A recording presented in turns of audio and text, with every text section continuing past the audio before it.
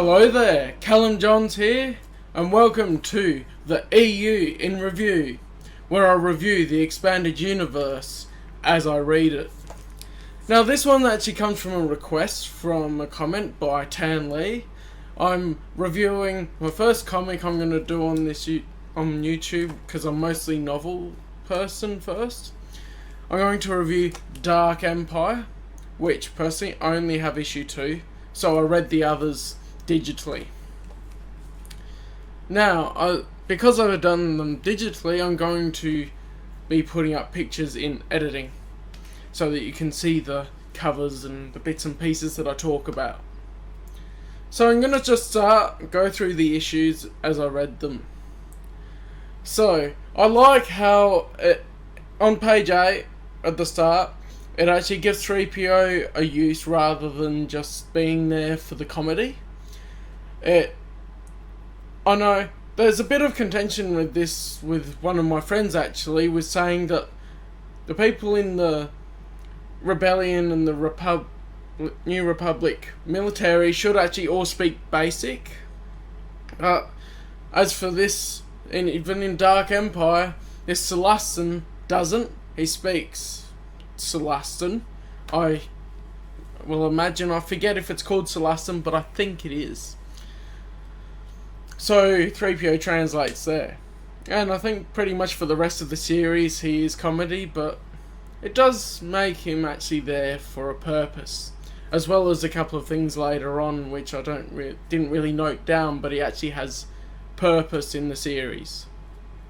Now, I do find it interesting how the early material does call Coruscant Imperial City, not Imperial Center, which it does in Shadows of the Empire as well.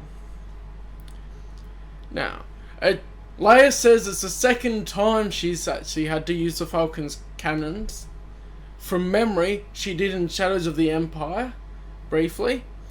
I'm not sure if there was another time in the comics that she might have. So, if she did another time, it might actually be a bit of an error there with continuity, later on anyway. And of course, one of the big things I love about this comic at the moment, from reading it, is Leia using the Force. Using things that Luke has taught her in between Return of the Jedi and Dark Empire is really good. I think Luke's outfit's interesting, how it's really dark, most of it. And the AT-AT scene where he defeats the AT-AT is awesome. And it actually looks like he uses a force barrier to block blaster bolts from the AT-AT first. And then he deflects a shot back at it. And then, it's really awesome. I'm excited about this song and talk about it. He force grips part of the AT-AT.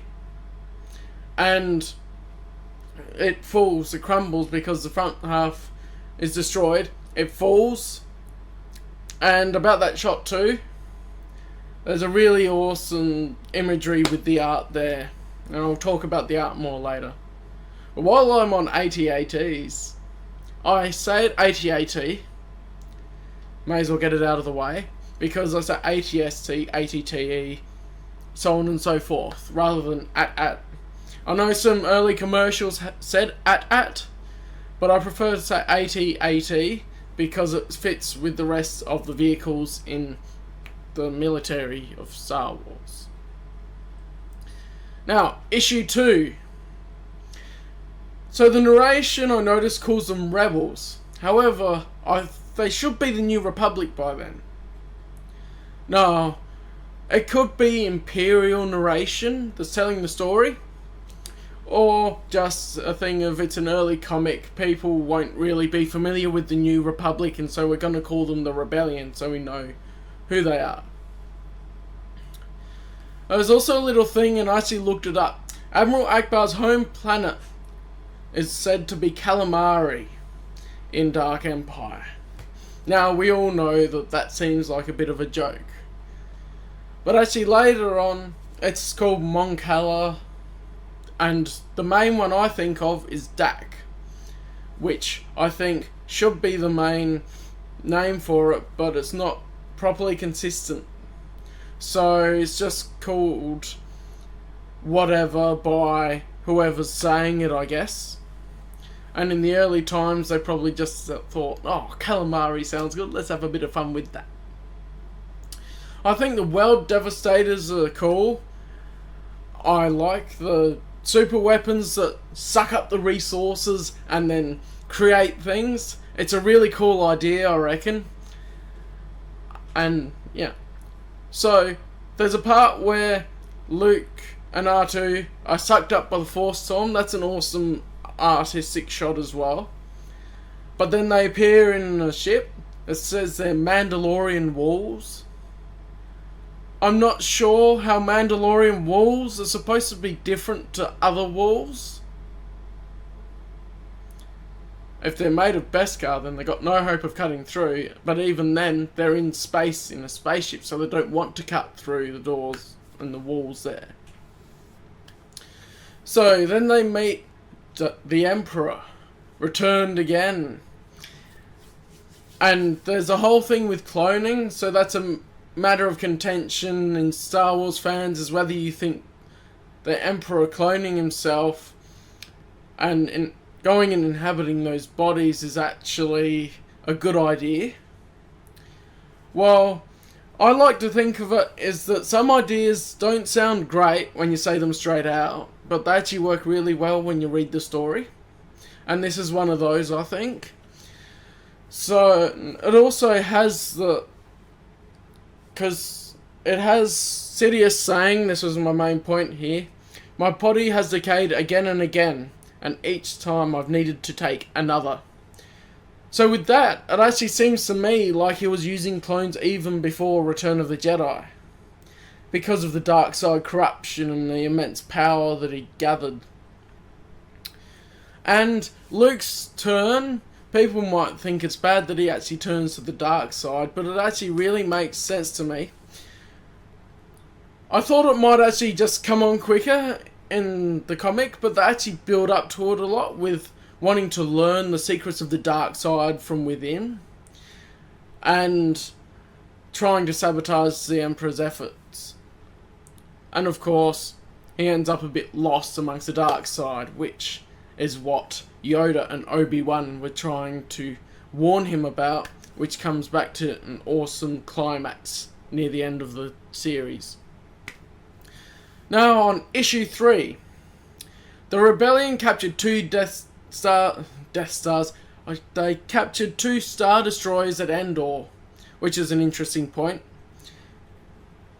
So it's not just that they blew up the Death Star and won, they actually boarded and took a couple of Star Destroyers while their morale was down. Now, there are a bunch of good comparisons for the art, I think, which I'll talk about later here, where they have the portraits up the top, which I'm not as keen on that sort of art, and the better art is the main feature of the page, which I'll chuck up a couple of the pictures here. And yeah, I'll talk about the art a bit later. The World Devastator creating the new ships as it goes is a really cool idea, I think, because it's a second line of defense, because they're pretty much sitting targets otherwise. And the eating of the Star Destroyer was just awesome. It just lifts its tube up and starts sucking up and eating the Star Destroyer, which I think looks awesome. I like the design of the E-Wings. They introduced E-Wings in this comic. I think they look pretty cool. And on the art, at this point I was looking at more cloaks in some of the panels, and the cloaks, the physics of the cloaks as it looks like and everything, they're really well drawn. So, I believe this is the first introduction of Nar Shaddaa as well into the Star Wars universe, which is cool. The first appearance of a lot of characters that'll be featured in the Han Solo trilogy later. Mako Spince, Salazar and Chug Ninks, amongst a couple of others possibly. And the banter is great with Salah because it really brings world building to it. How it's written is that it actually connects to Han's past, And reading it chronologically, as I started to ages ago, really brings that together for me, and it's awesome. Now, issue 4. Boba Fett has the Slave 2. It's a different design, it's not a fire spray. And I don't like the design quite as much as Slave 1, because really, Slave 1 is one of the most awesome ship designs, I reckon. And it makes sense though, because in Tales of the Bounty Hunters, he has Slave 4 way later in the future. So that Slave 1 was destroyed makes sense. And then at the end of, I'll say another bit later at the moment. But actually the narration in the middle of talking about Boba Fett's ships, they don't know whether to call them World Devastators or World Smashers. They use both terms, and I'm not sure what they actually want us to call them. So after that point of narration, the Slave 2 is destroyed, therefore to go into Slave 3, and it would make a lot of sense. He had the Slave 3, and I've read Legacy of the Force ages ago, but I'll reread it later. But he actually could have a Basulik Starfighter as the Slave 4, which I didn't think of before, so that's pretty cool. And I think at the end of issue 4, Leia's mind trick is pretty funny, especially with the guy there saying that the dude is wrong. So you have the guy in the ship piloting, and then you have a guy next to him. This guy's saying, no, that's wrong, but Leia's mind tricking the main guy, and it's a good comedic moment. You can read it for the proper details. Now, issue 5. So the main points I have for this is Luke uses a doppelganger, or what you'll call an astral projection, which is pretty cool. As they're flying away from Biss, he's still on Biss, and he uses the doppelganger / astral projection, which I think is awesome, because it shows how powerful Luke really is, and Leia, as she's learnt things from doing Force abilities from learning. It doesn't harm Luke. You know what I'm talking about if you know a bit about things. I think that it's a cool touch that Sidious has Jedi lightsabers as trophies, or you could have them as trophies, or you have them ready as a backup plan in the very situation that occurred in the comic, near his cloning vats that he goes into. Now, issue 6. Interesting how Lando and Callum made a Kessel run in the Falcon. I haven't encountered any story with that, but it's a reference to something that could have been written. They had so long, and it would have been an awesome story, I reckon. Not that there's not one out there, but I don't think there is. I haven't read one. Now, R2-D2, a little backstory here so you understand what I'm talking about. Luke programs the Imperial codes for the World Devastators buried in R2-D2. And so they get R2 out and they use that to help defeat the World Devastators. But R2 working out a better code is an interesting twist, I think, to defeat the World Devastators. And what can I say? The climax is awesome. I love the climax of this comic. Now, I think in conclusion, I really enjoyed it. Some ideas may be a bit wonky to when you hear about them, but I think they're really well executed and written in the novel. No. The art is a bit hit and miss though for me, because some of the panels where they're all washed by the same colour don't look great, in my opinion, because it really shows. But others that are different colours, and there's some really awesome shots, like when Luke destroys the AT-AT and the Force Storm comes down on the planet, as well as the Emperor's flagship shot. Well, shot I'll call it, because I'm used to using media terms. So, the art panels are awesome. And it's also interesting how it does reference Jason and Jaina from the Thrawn trilogy, which is great to see. The interconnectivity is like, they're not just completely forgetting about the other children. they're actually mentioning them. And also the bits at the end of the comic are really interesting, like a letter to the editor style notes, where they have some letters from people and they respond to them. And they show the good and the bad ones, which is cool.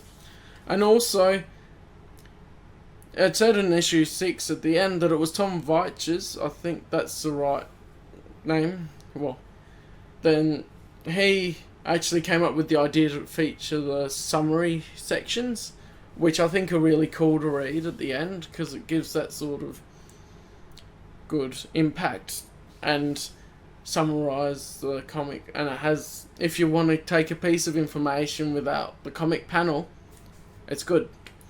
So I don't think I mentioned it, but it's written by Tom Veitch, I think that's how you pronounce his name, and the art is by Cam Kennedy. And yeah, so that's my thoughts for Dark Empire, and I hope you liked the video. I'll see you guys in the next one. Don't forget to drop a like. See ya.